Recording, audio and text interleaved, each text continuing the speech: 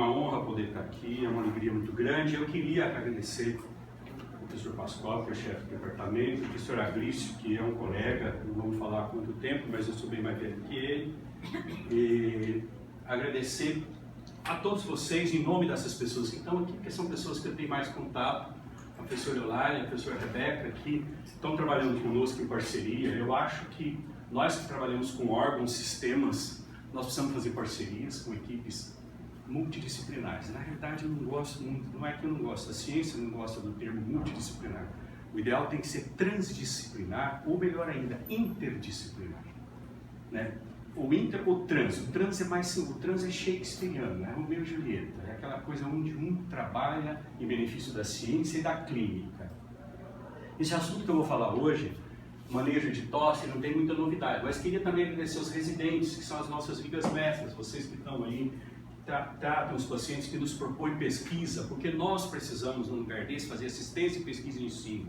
Né? E a tosse é um dos lugares onde a gente pode trabalhar muito para isso. Então, agradecer particularmente em nome das duas, em nome do professor Agrício, doutor Eulália e doutora Rebeca, a todos os docentes que aqui estão, não vou falar o nome de todos, nem em nome dos residentes, mas dos residentes, a Mariana e a Nayara, que estão fazendo pós-graduação, porque é muito bonito entender que vocês vão ter que fazer um tipo de pós, ou lato sensu ou estrito sensu. Lato sensu é a residência médica, é a capacitação profissional, e o estrito sensu é a capacitação metodológica, que é o mestrado, ou científica, que é o doutorado, que visa a carreira universitária. Mas vocês vão ter que escolher, ou vão para a MBA, ou vão para isso, e a tosse está nesse meio tudo. Né? Então, a doutora Agrício pediu para falar um pouco de tosse.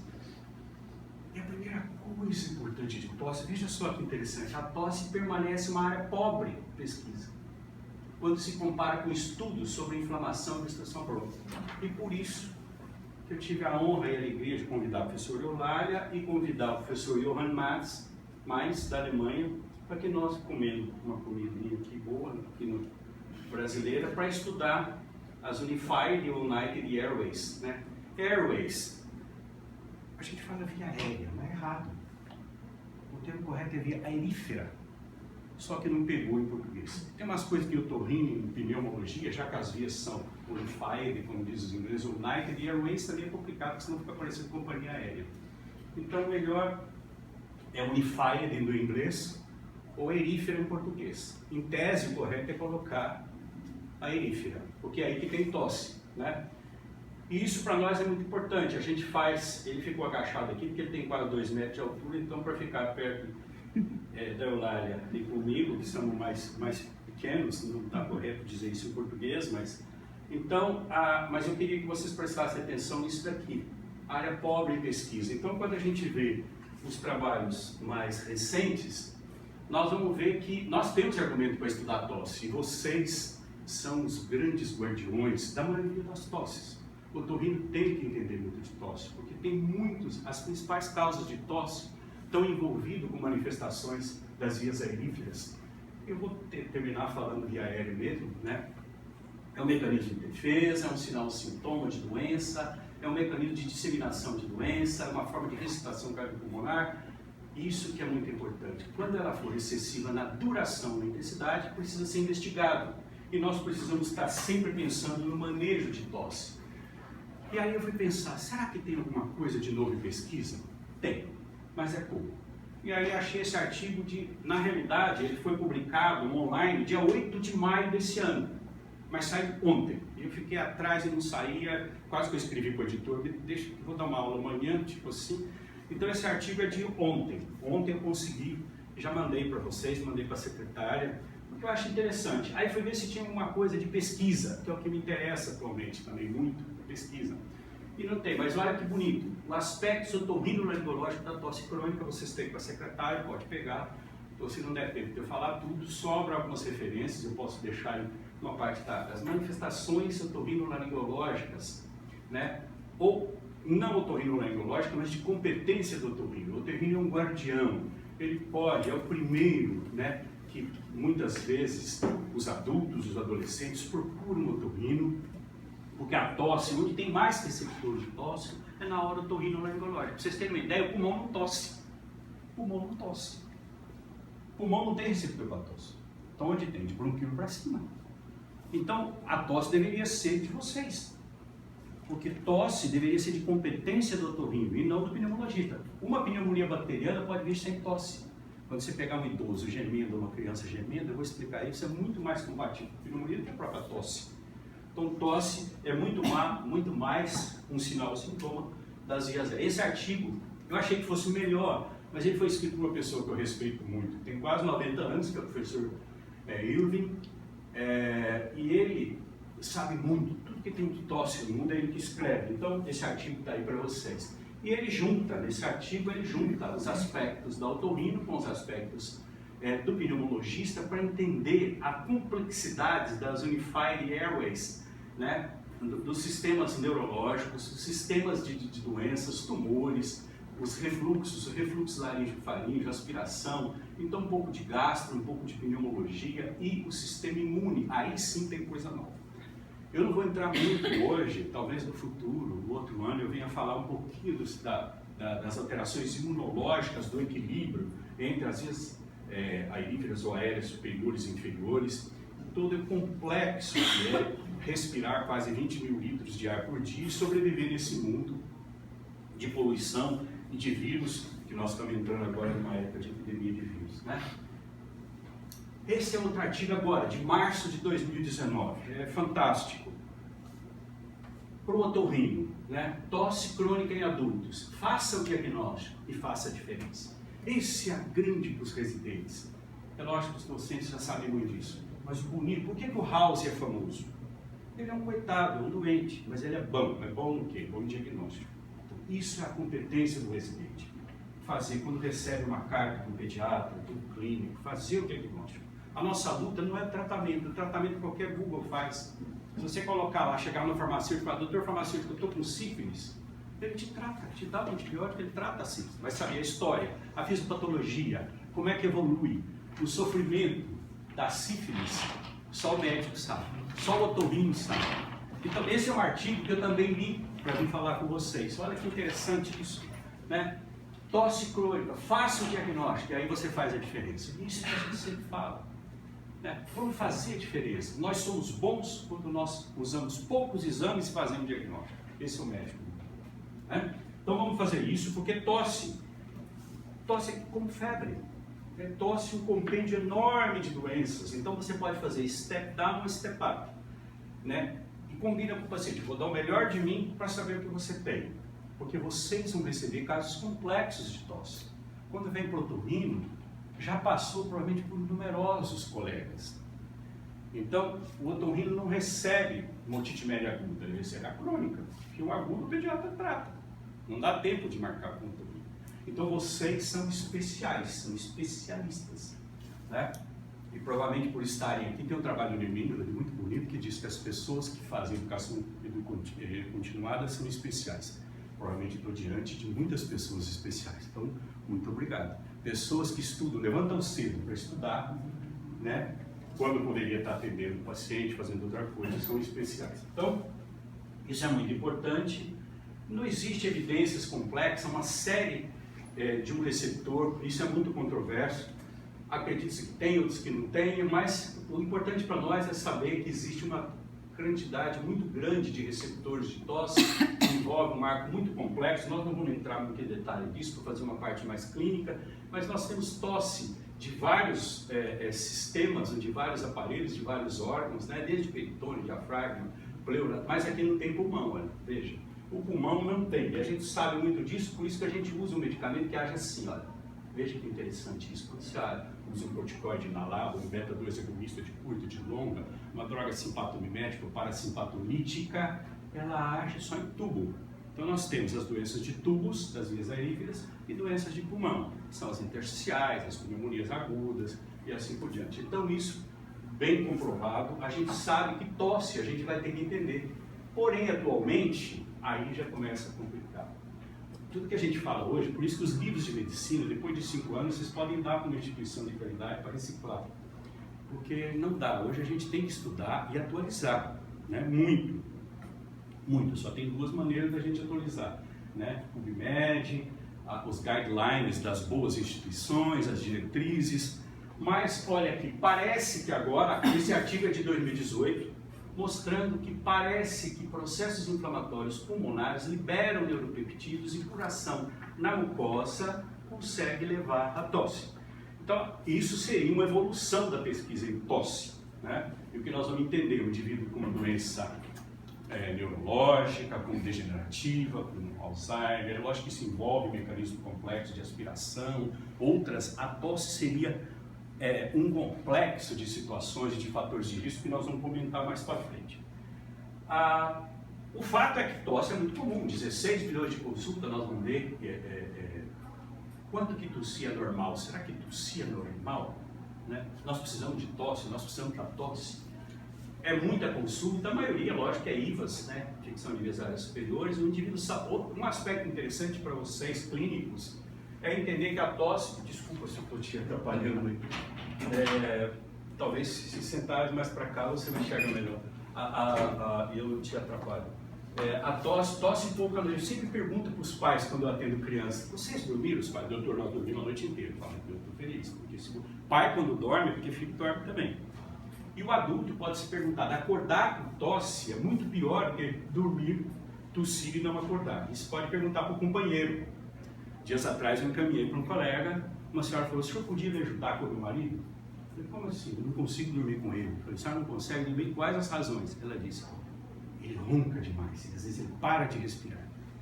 Aí eu pedi: chama o marido. Bom, primeiro entrou uma barriga, um executivo de quase 2 metros, com 160 quilos, com paletó que não abotoava, e ele tinha apneia obstrutiva do sono. Além disso, era pré-diabético, já tinha intolerância à glicose e tinha realmente um problema muito sério de tosse. Tossia muito, tosse muito à noite, tinha doença por refluxo, uma complexidade de doenças que levam à tosse. Nós podemos ajudar muito esses indivíduos, né? E vocês também. Mas lembrar disso, acordou, e ele acordava às vezes por tosse, acordava engasgado. Então precisava do otorrino, precisava do pneu, precisava do endócrino, precisava de uma equipe transdisciplinar para maximizar. E um indivíduo milionário, o senhor não tem qualidade de vida, né? E vai morrer logo se continuar assim, porque vai mesmo, obeso, né? Estressado.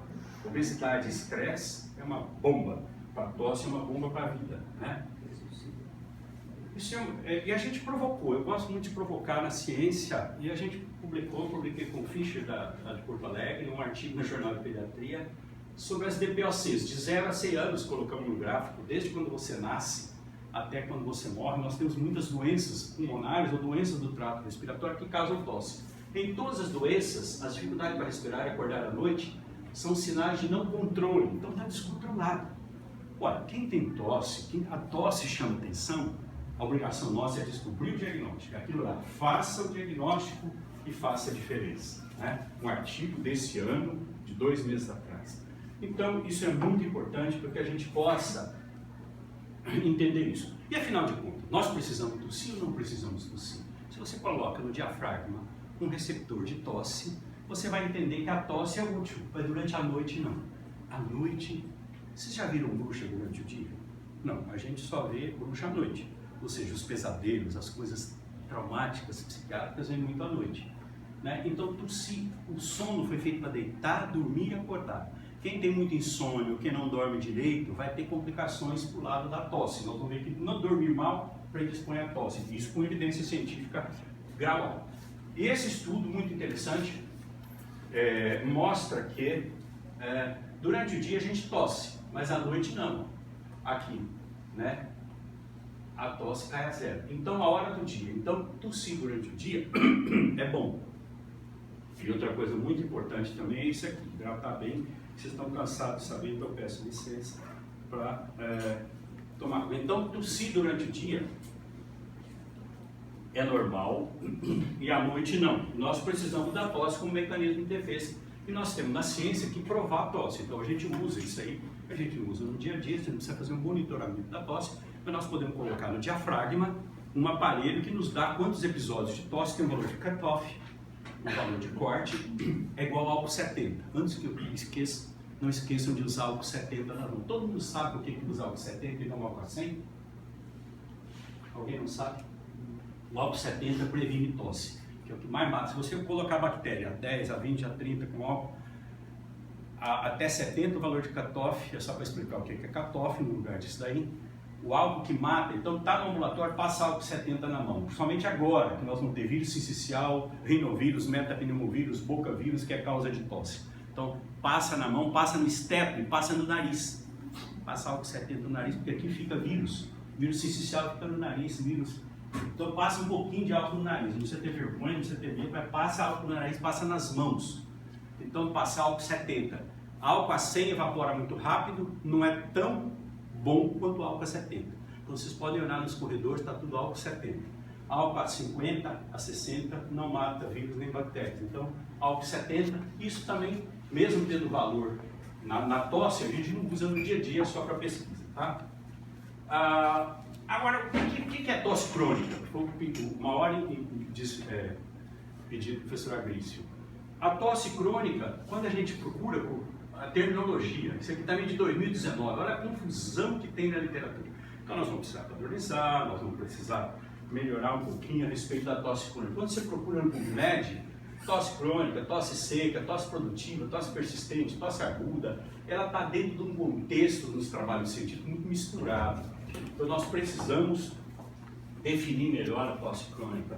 E mesmo na literatura, revistas de alto índice de impacto, New England, com quase 70, o Thorax com quase 20, o Journal of Pediatrics com 8 de índice de impacto, Chest, né? Ainda existe muita confusão, mas eu vou mostrar para vocês que adulto e criança é diferente.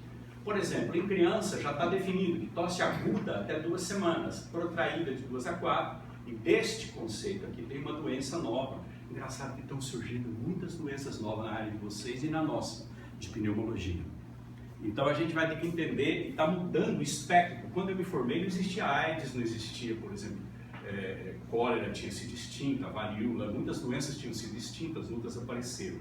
E agora na respiratória, então, mas em criança mais que 4 semanas e adulto mais que 8 semanas por definição científica, tá? E aqui um trabalho também de 2018 mostrando, né, os guidelines. Hoje cada país tem um guideline, mas existe o guideline da Sociedade Brasileira de Pneumologia e Tísio, existe da ATS, que é a American Thoracic Society, existe vários guidelines internacionais da ERS, que é a European Respiratory Society. Então aqui, ó, tosse crônica adulto, mais que 8, criança, mais que 4. Então, o que nós precisamos investigar mesmo são essas tosses prolongadas. E o que são essas tosses prolongadas? Quanto menor, alguns conceitos básicos que ficam na cabeça dos residentes, principalmente, é que quanto menor a idade da criança, maior a probabilidade da doença ser orgânica ou de ter sido adquirida dentro de casa, exemplo, a tuberculose. Né? Se uma criança tosse muito, ou que ela vai para a creche, que é outro aspecto complexo para as crianças e para os idosos, né? Então, isso é produzido, olha, de uma maneira clínica muito boa, numa revista que é do escopo de vocês. Essa revista é muito boa para nós, porque tem muita característica clínica também das doenças que acometem. A causa mais comum da tosse aguda, sem dúvida nenhuma, é essa hiperprodução de muco que faz os vírus. Nós estamos passando pela estação dos vírus. Os ingleses dizem uma sigla que é APE, Acute Pulmonary Exacerbation, em português, exacerbação pulmonar aguda, né? E esses vírus dão doenças agudas e dão doenças crônicas, a gente está cansado de saber disso, né? É muita coisa, muita consulta, muito gasto, a maioria dos remédios é desnecessária, a maioria é desnecessária, e gasta-se muito. E o que a gente vê é que tem uma curva em U, né? Praticamente, essa curva começa depois a aumentar depois dos 60 anos, então os idosos e as crianças pequenas têm uma alta prevalência dessas doenças por vírus, uma porque o sistema imune está em evolução e aqui depois dos 60, porque o sistema imune começa a sofrer uma deteriorização. Então isso é muito importante a gente entender, principalmente nessa época agora, e entender também a sazonalidade, principalmente dos rinovírus, do parainfluenza, do vírus sincicial respiratório, do influenza.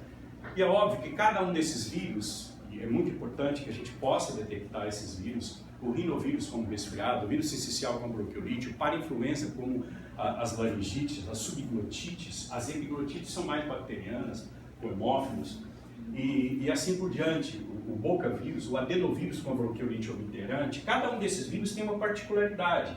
Esse é um trabalho de um orientando meu de doutorado, mostrando isso, um trabalho colaborativo da PUC de Porto Alegre, aqui com a Unicamp, onde nós vemos que agora, olha, de abril a outubro, nós vamos exacerbar. Então, vocês que trabalham com rinite alérgica, vocês que trabalham com rinocinusite crônica, agora é época de exacerbações agudas, ou exacerbações agudas seria quase um pleonasmo, então é época de exacerbações, né?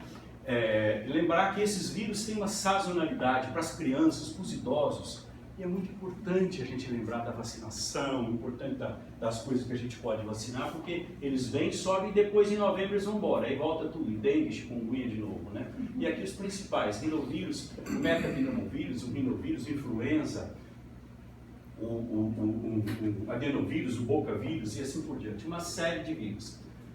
As causas mais comuns, vocês estão cansados de saber, resfriado, tabagismo, poluição, rinocinusite, né? Não fala mais especificamente. Mas vejam que a maioria dos sinais é da competência de vocês. O que a gente vê muito nas doenças virais? Eles dão coriza, dor de garganta, dor de cabeça, tosse e infecção. E uma frase muito importante que eu sempre gosto de dizer, os vírus são os porteiros inocentes das bactérias. Ou seja, depois de uma virose, e é muito comum, às vezes, no pronto-socorro, a mãe vem, o colega diz, é virose, ela vai 3 dias depois no farmacêutico, ele fala, é uma pneumonia, e ele acertou. Pô, mas eu fui no médico, 3 dias atrás, ele falou que era só uma virose, que isso não era nada. Então, cuidado com o que a gente fala, hoje em dia a gente tem que lidar com probabilidade. Eu tenho até no consultório uma folha onde eu dou para os pais de probabilidade do indivíduo vir a ter asma ou não depois do primeiro chiado. E você calcula, baseado no IPA, que é índice preditivo de asma, por exemplo. Então é legal, a própria Academia Americana já bolou isso e falou, a probabilidade do seu filho é tanto, eu só posso falar isso. Você tem uma probabilidade, né? Eu não posso dizer que tem, até triagem neonatal, um indivíduo com fibrose cística pode nascer com triagem neonatal negativa, você não pode dizer que ele não tem, porque depois de 80 anos, descobriram agora nos japoneses, por exemplo, uma doença que é uma panbronquiolite difusa obstrutiva. O rato começa a chiar, começa a tossir cronicamente, porque o canal de cloro dele resolveu parar de funcionar. Aos 80 anos, mas ele nasceu sem fibrose, mas com 80 ele vai ter. Então veja que interessante, porque os nossos órgãos, depois dos 25, todos começam a cair. E um deles cai mais rápido que os outros. Porque nós precisamos saber qual órgão vai nos matar. Eu posso dizer com 100% de certeza, eu sempre digo com isso, que eu jamais vou morrer de câncer de útero. Não se preocupar. Não vou ter câncer de útero. Mas a próstata já não diga. O Steve Jobs que o diga. O cardiologista do Steve Jobs falou assim para ele, como eu queria ter as suas coronárias. Eu não tinha uma obstrução. Com 50 e poucos anos ele morreu, o pâncreas o matou. Então veja bem, a tosse representa isso filosoficamente. A tosse, o que é a tosse? É o pranto reprimido de vias aéreas angustiadas. Então nós precisamos saber, entender o que é a tosse. E lembrar que é quase tudo de competência de vocês. É lógico que nós temos que entender a complexidade dos vírus. Por exemplo, rinovírus, olha a quantidade de rinovírus. Qual rinovírus? Tem uma quantidade enorme. Veja o vírus sincicial, qual que está circulando, né? Não vou entrar nisso. A gente tem alguns estudos nessa área. E nas baixas, nas altas, nas infecções, eles podem ser diferentes, né? E alguns têm predisposição. Veja bem, se você pegar um indivíduo e injetar o vírus da hepatite B na veia, ele vai circular e vai parar no fígado. Se você injetar um pneumococo, ele vai circular e parar provavelmente ou na meninge ou no pulmão. Então, isso é fantástico. Nós estamos estudando agora, acabamos de publicar um artigo numa revista muito boa, de índice de impacto grande, sobre o vírus sincicial respiratório. Quem faz doença grave é quem tem um polimorfismo em alguns genes que codificam ele para fazer doença grave. Você pode passar um spray desses vírus na creche da Unicamp, uns não vão fazer nada e vão ter o vírus, outros vão fazer uma doença leve, outras moderada, outras graves, outros vão morrer. E aquele que vai morrer não tem jeito mesmo, ele foi feito para morrer. Isso é muito cruel, é muito difícil dizer isso, mas é a vida, é um Game of Thrones. Né? É difícil, é cruel, mas às vezes ele vai ter que morrer porque ele foi feito, o vírus mata. É como um indivíduo ter uma situação de anafilaxia com algum alimento e outro ter um prazer enorme. Então, isso acontece em relação à tosse. A gente publicou algumas coisas em relação a isso, as relações entre o meio ambiente, eu não vou falar desse artigo, o genótipo do vírus e o genótipo do hospedeiro, a interação entre os dois, dependendo do vírus, e comorbidades. É lógico que você é estressado, obeso, diabético, tem mais coisas, você vai ter mais tosse crônica e assim por diante. Outro aspecto, veja, Nada na vida é bom, nada na vida é ruim. Tudo tem um lado bom e um lado ruim. Por exemplo, se uma mulher, e hoje em dia a grávida que não se podia mexer com grávida, está servindo agora para a ciência, para se fazer muitas pesquisas. Se a grávida pega muito resfriado, ou se tem gripe e tal, isso protege o bebê. Por outro lado, depois do nascimento, piora. Veja que complicado. Na gravidez ela tem doença infecciosa, isso pode ser bom, mas o bebê é ruim.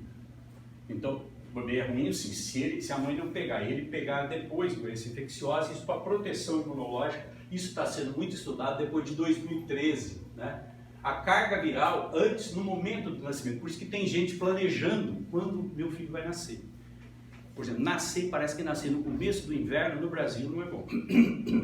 Então, se alguém quiser aconselhar, o bom é nascer no começo do verão, porque quando tiver 6 meses já está no inverno. Se você planejar isso daqui, para você ter menos viroses e ter virose de menos é ruim, de mais é ruim. É igual aquilo que eu já contei isso para vocês também, entre um follow-up de médicas, dermatologistas, vocês todos sabem disso, né? Reumatologistas. As dermatologistas, em longo prazo, em follow-up, tiveram um altíssimo índice de osteopenia e osteoporose. E as reumatologistas, um altíssimo índice de câncer de pele. Dá para entender por quê, né? As reumato tomam sol para não ter osteopenia, faz câncer de pele. E as outras não tomam sol e faz osteopenia e osteoporose. Falei certo? Então, tá bom. Então, é mais ou menos isso. Isso daqui vocês estão cansados de saber, né? Tosse aguda e tosse crônica também, corpo estranho em criança. A maioria dos pequenininhos, principalmente que tem tosse crônica, não esquecer de 1 a 3 anos. A maioria dos corpos estranhos, uma quantidade enorme, produzida e publicada onde? No jornal de otorrino. Olha que bonito. Competência de vocês. Quase tudo em tosse é competência do otorrino. Por isso que eu estou orgulhoso, estou feliz de me discutir isso com vocês. Olha aquela tosse, né? A maioria, 70% vem com tosse crônica às vezes. Aí vocês estão cansados de ver isso, né? Isso eu não preciso falar, a coletânea de coisas que se tira, né? Isso aqui é só por uma curiosidade, é um caso de uma menina de 3 anos que tinha uma criança com trissomia do cromossomo 21. A mãe tinha asma, então ela ia no pronto-socorro com tosse, fazia inalação, voltava, até que alguém resolveu radiografar, e é óbvio que tinha, e não dava tanta tosse, porque é um corpo estranho que não é vegetal. Então, mas esse também é interessante, uma criança que tinha tosse crônica e vinha no pronto-socorro, e o aluno, o cistanista, falou: olha, professor, tem um lado que tem uma ausculta diferente, vocês veem que esse pulmão é diferente desse, não resta dúvida, na inspiração esse expande, e esse não expande também, né? E aqui não, aqui fica do mesmo jeito. Então é óbvio que tinha um corpo estranho aqui, e aí foi retirado pelo serviço daqui, de cirurgia torácica, né? E mostrando que aqui, esse é um trabalho nosso, do grupo aqui, mostrando a quantidade, em praticamente 100 corpos estranhos, um trabalho publicado no Jornal Brasileiro de Pneumologia. Quais são as tosses, as causas de tosse mais comuns? E aqui começam a aparecer novidades, né? Em criança apareceu aqui a bronquite bacteriana protraída. O que é isso? Né? Asma e a síndrome das vias aéreas superiores, né? Principalmente nas crianças um pouco maiores, nas maiores de 6 anos. Em adulto, várias causas, né? Inibidor da enzima conversora de angiotensina, quem está tomando remédio para hipertensão, para alguns problemas, asma, e fatores ambientais. É muito importante isso. Perguntar onde trabalha, refluxo laringe-faríngeo, doença por refluxo, né? Eosinofite e a síndrome de tosse das vias aéreas superiores. E aí tem as causas menos comuns, né? E vários artigos aqui de 2017 mostrando uma série de causas muito grandes. A gente vai tentar falar em algumas delas no comentário. Aqui, tosse crônica em adulto, mais ou menos. Tem vários artigos sobre isso na literatura, mostrando, né, esses indivíduos que tomam ECA, enzima convertora da angiotensina, libera bradicinina, que relacionada a fenômenos alérgicos, podendo gerar tosse no paciente. Aí tem vários, né? Um aspecto para vocês guardarem é o seguinte: quando eu atendo criança, e o otorrino precisa atender criança e precisa atender adulto, porque é uma especialidade muito forte, muito robusta para isso. Vocês têm esse privilégio e essa dedicação que a gente vê em vocês. Então, mas lembrar que esse artigo de 2019 também, é muito recente, numa revista do grupo da Nature, mostrando por que a tosse da criança é diferente. Isso é muito importante. Se a tosse é diferente, os fatores de risco são diferentes.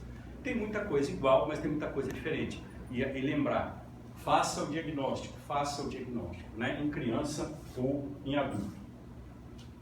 Veja, quando nós avaliamos tosse crônica na fase pré-escolar, a infecção de vias respiratórias altas é mais comum nas crianças, vai diminuindo um pouco, mas ainda tem os adultos.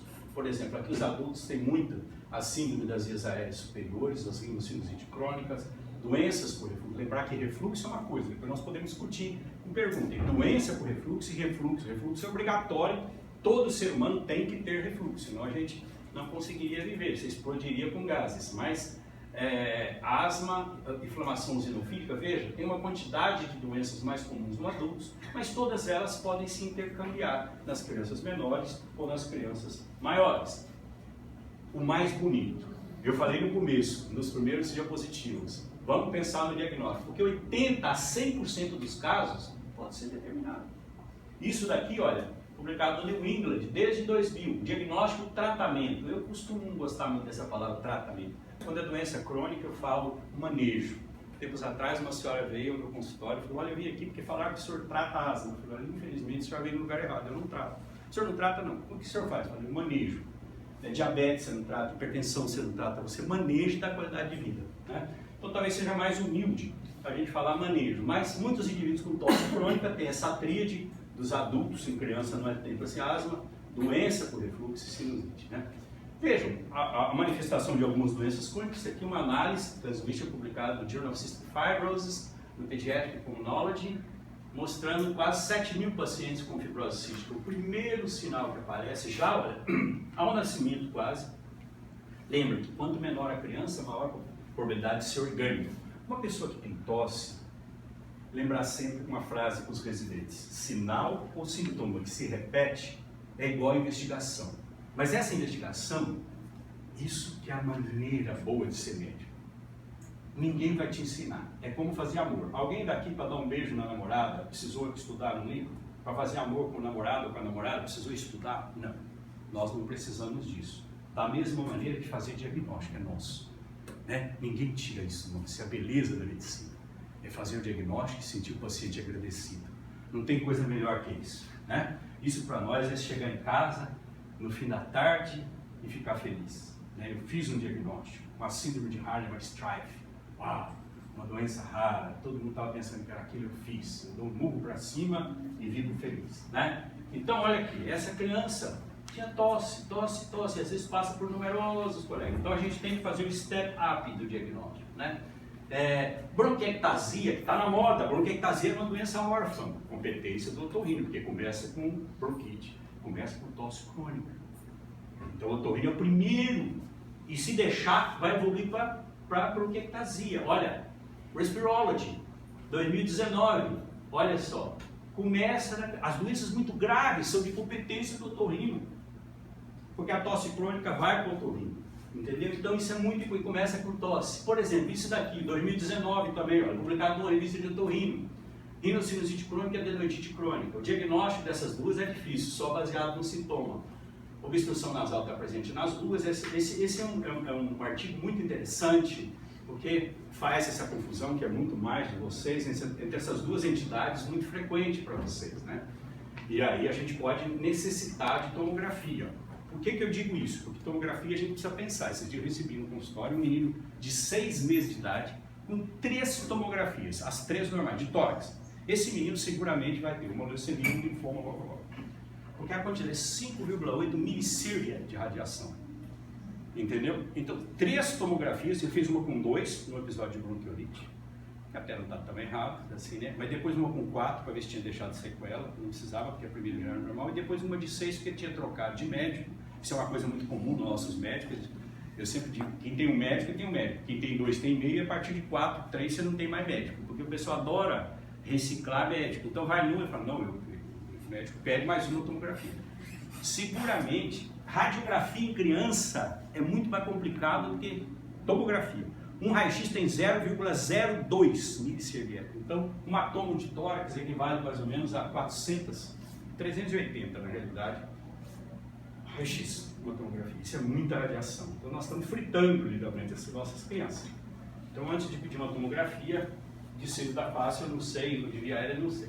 Mas aqui mostrando outro aspecto que a doutora Leonardo está trabalhando conosco, nós vamos ver pesquisa nisso. Quando você pega doenças crônicas que vêm com tosse, por exemplo, aqui Health Control, indivíduos controles, aqui onde cinesia ciliar primária, e o óxido, a fração exalada pelo nariz, que nós temos um aparelho, chegou, nós ganhamos uma limusine, só que veio sem pneu, então o aparelho custa uma fortuna, mas está faltando 25 mil reais para comprar, mas nós conseguimos, com o apoio da doutora Eulália, e a gente conseguiu isso daí, nós vamos comprar e vamos começar a ver. A tosse crônica, olha, quando você pega de cinesia ciliar primária, o óxido é muito baixo, então é um biomarcador bom. Porque o que nós buscamos, vocês residentes, é ter estou em tempo ainda, né?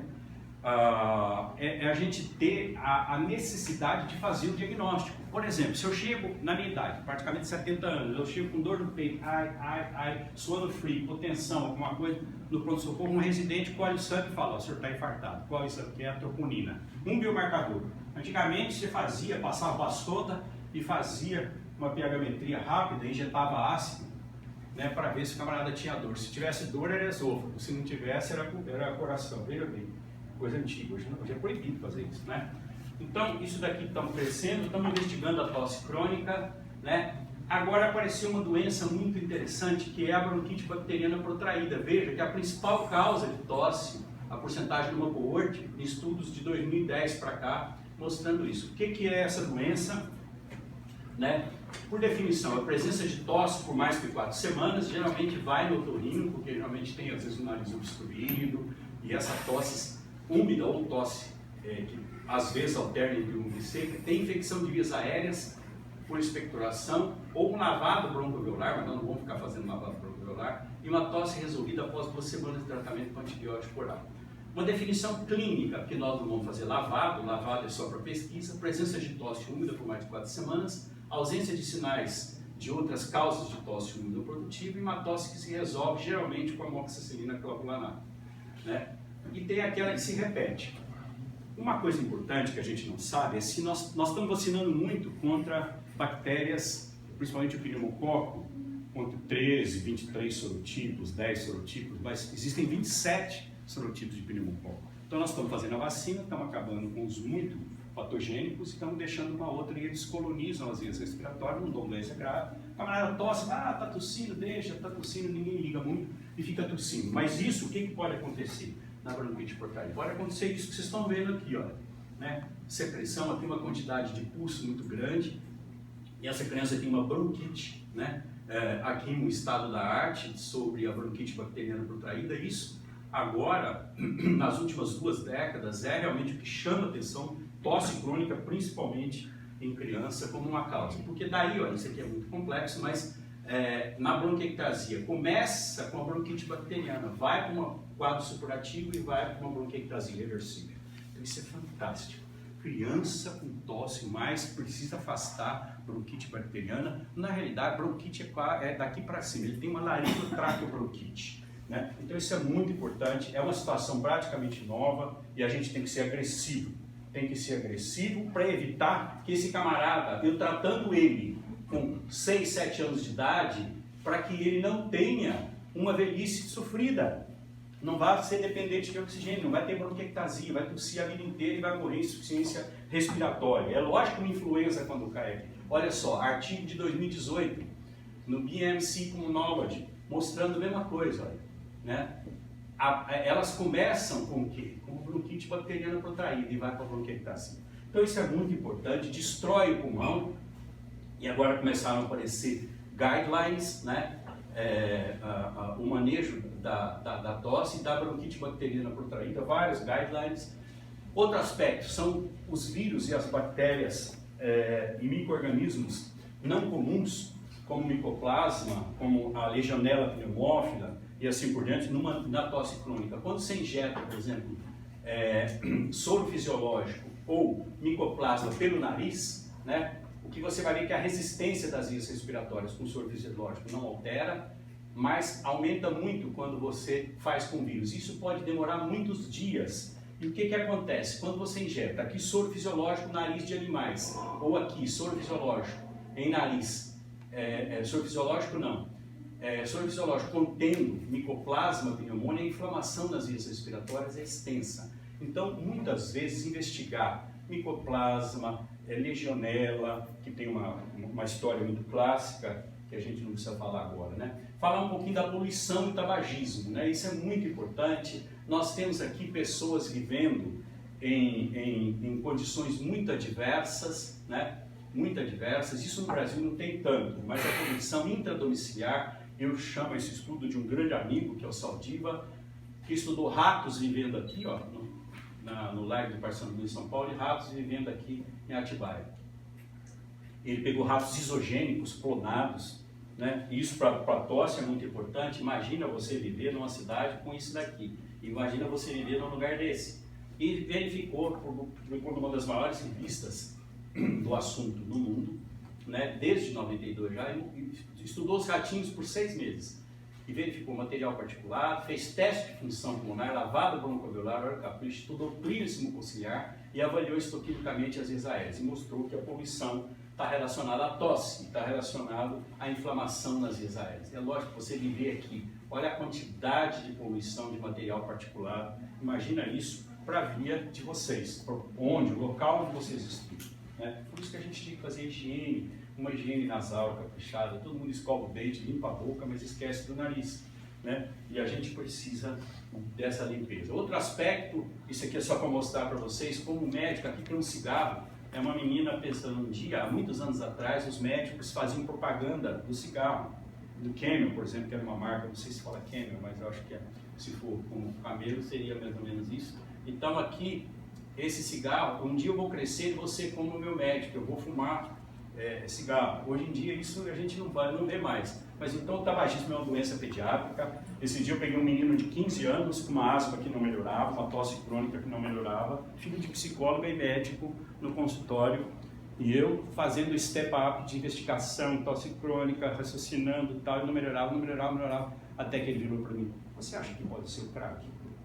Né? Com 15 anos de idade, e filho de psicólogo, na frente da mãe. A mãe, eu disse que não era. Na verdade, a mãe tinha fumado maconha, olha a complexidade da coisa, durante a adolescência, e deu maconha para ele porque ele precisava ser macho, precisava ser homem, e precisava fumar maconha, só que da maconha foi pro crack. Né? Então o crack não dá, então veja bem, história, né? De volta, medicina, isso, história, exame físico e a complexidade. Então no filme ele não melhorava, e aí minha autoestima melhorou, porque eu estava, olha, eu preciso ouvir outra opinião, porque eu não estou conseguindo te acertar, não estou conseguindo fazer o diagnóstico. E é óbvio que nós temos, por exemplo, alguém que ensina a criança a fumar. Isso aqui é muito comum, principalmente nos países orientais. Aqui, né, fumar aqui ou fumar aqui, né? Então, tosse crônica, lembrar do fumante ativo, do fumante passivo, está muito relacionado à tosse, e a função pulmonar cai muito, né? Principalmente se o indivíduo foi fumante passivo e fumante ativo. Agora, isso aqui é muito importante, olha a responsabilidade nossa. A maioria dos processos de desenvolver doença respiratória dependente da idade, né? Então, em intraútero, fatores intraútero, na pré-escola, na adulto, são poucos. O camarada tem tosse crônica, provavelmente tudo veio daqui. Então, essa função de nós que trabalhamos com criança é muito importante. Aqui os sintomas de comorbidades associadas, a obesidade, tabagismo, sono e o cigarro, né? Eu chamo de síndrome de SAP, né? Que é o sono, álcool, tabagismo e obesidade, principalmente nos adultos, vocês devem saber disso. Então, lembrar das características da tosse, o ritmo diário, né? Na clínica, se a tosse é seca, se é produtiva, se é irritativa. Se vocês estão cansados de saber, eu vou pular um pouco para terminar mais cedo. Então, outro aspecto muito importante, principalmente nas crianças prematuras, creche é um problema muito sério, né? Se é depois de infecções por micro-organismo ou após exercício, no caso da hiperreatividade das vias respiratórias, após exposição de antígeno, ou seja, a história é muito importante, né? Eu sempre gosto de ensinar aos residentes essa síndrome que eu chamo de síndrome dos 6 T's, né? Na causa para nós, que vem com pneumonia acompanhado de uma traqueobronquite. A tosse, temperatura aumentada, taquicardia, taquipneia, tiragem, toxemia, né? Mata muitas nossas crianças. Indivíduos com isso aqui não precisa nem de raio-x. Ele tem pneumonia e pneumonia mata, né? Nesse caso, o pulmão tosse. Lembrar que as pneumonias matam muitas crianças no mundo ainda, nem todas elas vêm com tosse, mas é um diagnóstico diferencial importante quando tem tosse ou tem a síndrome dos 6 T's, né? Juntos principalmente, né? E é muito fácil isso em adulto ou em criança. Outro aspecto interessante é a tuberculose. Felizmente, veja a prevalência de tuberculose de todas as formas, das formas de linfonodos, principalmente do pescoço, que é de competência de vocês, da doença disseminada e assim por diante. A tuberculose diminui, né, na faixa. Então, os anos escolares são protetores contra todo. Ninguém sabe por que isso aqui. Perguntei para o autor, também não sabe. Então, veja bem, no publicado do Frontiers, em Immunology, 2018, o padrão de mudança da tuberculose. E é óbvio, chegou uma pessoa com AIDS, com tosse, pensar sempre em tuberculose também, né? E aqui, mas essa criança tinha, a criança em bom estado geral, mas tinha no pescoço aqui um gânglio fistulizando e liberando bacilo acácido resistente, tinha também no pulmão uma obstrução, né? A tosse psicogênica é muito importante no mundo de hoje. A tosse psicogênica tem uma característica interessante: dormiu, melhora, acordou, começa por sim. Todas as tosses geralmente pioram à noite, com exceção da tosse psicogênica, isso é muito importante, né? Aí o cérebro é uma série grande de problemas, né? Tumores, para nós da pneumologia, doença por refluxo e asma também é muito importante. Lembrar que esse estudo é um estudo muito interessante, onde foi injetado antígenos, por isso o camarada comia dermatofagoides, o outro passava a sonda até o estômago sem passar pelo nariz,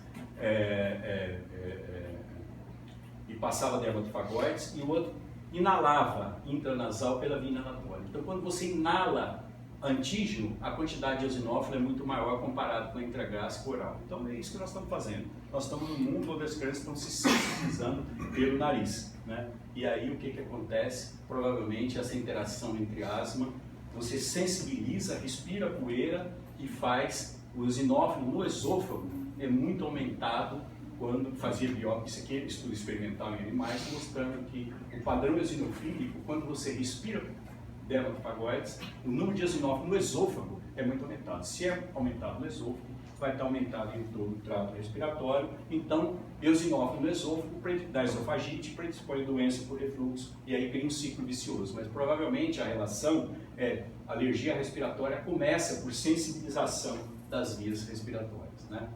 Os aspectos de aspiração, isso aqui é só para mostrar como é que era o mundo. Olha aqui uma índia amamentando, olha a posição anti-refluxo. E aqui vocês estão vendo pequenininho aqui, olha, amamentando não, depois de amamentar, numa posição anti-refluxo. E hoje em dia o que a gente vê é uma situação bem diferente, né?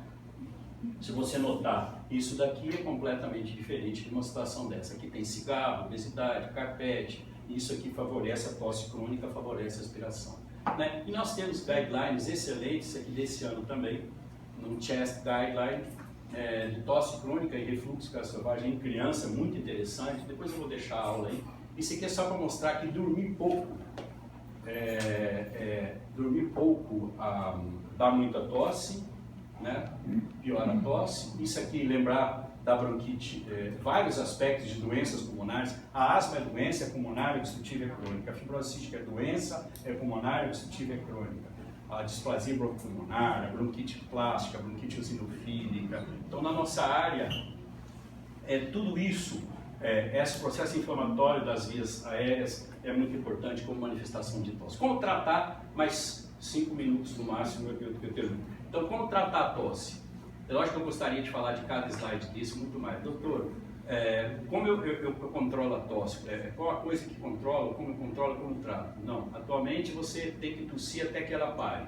Talvez a gente não precisa ser isso, não existe. A tosse não é uma doença, é um sintoma. Então faça o diagnóstico. A avaliação e o tratamento da tosse tem que ser dirigido para a doença, esse conceito. É lógico que em alguns casos extremos a gente pode, por exemplo, eu tenho indivíduos que estão para morrer com fibrose cística, que tem uma tosse muito seca, e fala, doutor, pelo amor de Deus, aí eu uso às vezes codeína, mas em casos muito raros, né, expressivos, para que a tosse não seja um sinal para melhorar a qualidade de vida. Uma coisa básica é como manejar a tosse. Seguir os guidelines da Sociedade Brasileira de Otorrino, de Pneumo, de Pediatria, da AMB, Ou fazer revisões da Cochrane, isso é muito bom também, né? Se bem que muitas vezes a gente faz revisão da Cochrane, a gente se sente como um pajé, né? Porque nada serve para nada, então a gente fica se abanando, não tem muita coisa para fazer com as revisões da Cochrane. E ou a gente tem muito poder, ou então na minha experiência, então são as maneiras de ser médico hoje em dia. Mas algumas coisas estão vindo, né? Não fazer diagnóstico sem um bom manejo, no caso de asma com espirometria, e os remédios para tosse devem ser evitados no máximo, por recomendação da Academia Americana de Pediatria, nas crianças menor que 4 anos, né, de idade. Não vou falar nisso aqui, não precisa se preocupar com a complexidade, mas só faça o diagnóstico e faça a diferença. Vocês podem pegar esse artigo, que eu vou deixar também aqui, na tosse crônica do adulto, né, tem um esquema todo de segmento. Lembrar muito da água, que a água é muito importante, né? 12% da água potável do mundo está no Brasil, então 60% do corpo humano é água e da criança mais ainda, né? 2 litros, o ideal é beber muita água. Tem um trabalho muito bonito sobre a água, feito em judeu. Judeu, quando tem 2 meninos, um fica em Israel, gêmeo, univitelino, um fica em Israel e outro nos Estados Unidos. O odds ratio para câncer de bexiga em quem fica em Israel é 10 vezes maior. E for ver por quê? Israel é seco, não bebe água, e a urina concentrada no urotélio é altamente cancerígena. Então, eles fizeram uma campanha, vocês pegam um soldado israelense e tacam uma garrafinha de água. O odds ratio caiu e igualou. Eles já têm um polimorfismo para ter câncer de bexiga. Então, quando estiver urinando muito amarelo, pensa, o senhor falou, precisa beber mais água. Porque se você é um candidato, se você tiver um polimorfismo no gene e tal, principalmente quem tem descendência judaica, procura beber bastante água, porque tem um odds ratio maior para ter câncer de bexiga. E a água no pulmão e da via respiratória é a mesma coisa, tá? Então, uma coisa simples. E eu termino agradecendo mais uma vez aos residentes, aos colegas docentes, obrigado por terem aguentado tanto tempo. Peço perdão se eu passei um pouquinho, mas seria bom se tivesse mais 2 minutos, ou 5, ou 10, ou quanto vocês quiserem, para a gente discutir alguma coisa. Muito obrigado.